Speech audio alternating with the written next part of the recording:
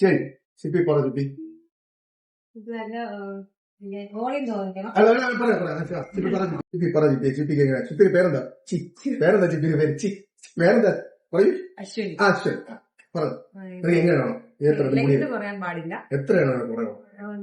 പറയാൻ പാടില്ല. ഒട്ടും കുറയാൻ പാടില്ല. കുറച്ച് പറയാൻ പാടില്ല. ലെയറായിരിക്കണം. വോളിയം തോന്നിക്കണം.